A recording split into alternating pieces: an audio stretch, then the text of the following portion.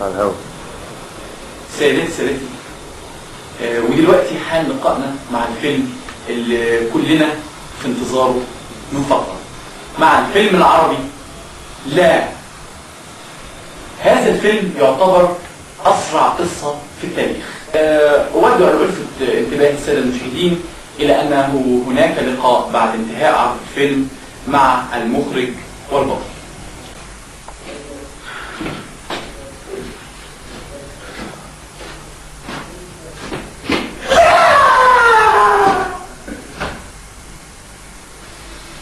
اهلا وسهلا اعزائي المشاهدين. طبعا بعد ما شفنا الفيلم الجميل اللي شفناه دلوقتي فيلم لا، معانا الاستاذ مخرج الفيلم الرائع، ومعانا برضو استاذ البطل الفيلم الرائع طبعا اللي اتحفنا بالتمثيل اللي مش ممكن يعني استاذ.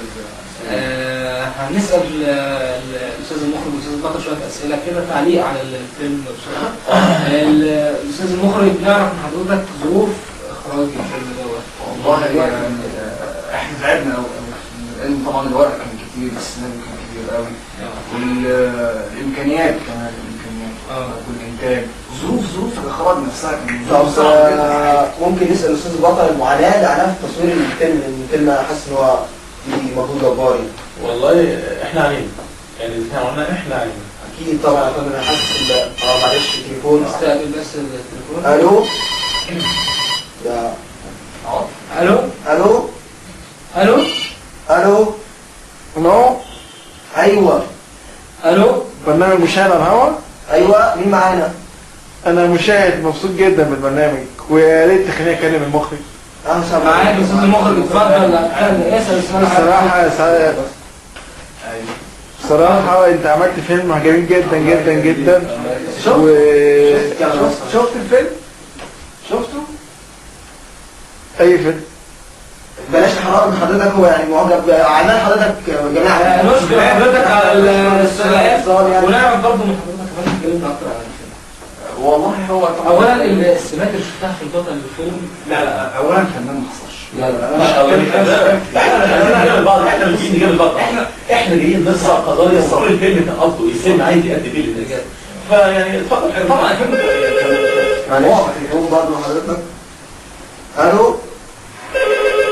لا التليفون مش عايز يرد. الو الو الو. ايوه الو. التليفون معلش بيعلق، اسف معلش. الو. ايوه التليفون معلش بس نقاطع الكلام. الو. الو الو. ايوه مين معايا؟ برنامج رايك ايه؟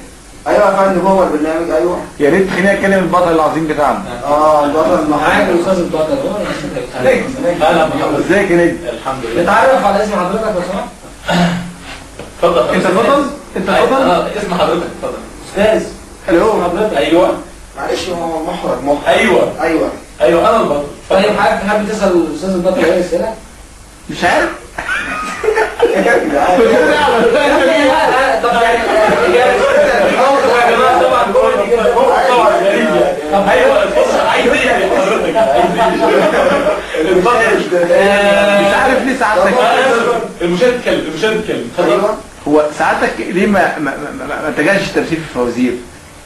والله هو سؤال لا هو سؤال كويس. هو سؤال ممتاز، يعني هو السؤال ممتاز. انا بصراحه فكرت في موضوع الفوازير ده كتير واتعرض عليا برضه الفوازير. مفيش شك ان انا ممثل استعراض ناجح يعني، وكل جماهير تشهد كده، بس بصراحه ما لقيتش الفزوره اللي تناسبني يعني. فانا بحاول اشكر الاستاذ المتصل. يعني هي كلمه اخيره، احنا ان شاء الله هنعمل الجزء الثاني للفيلم. احب اعلق طبعا الفيلم فيه مجهود كويس جدا. الجزء الثاني بقى احنا مغيرين القصه كله، بطل والبطل حضرتك بدك مش ممكن طبعا.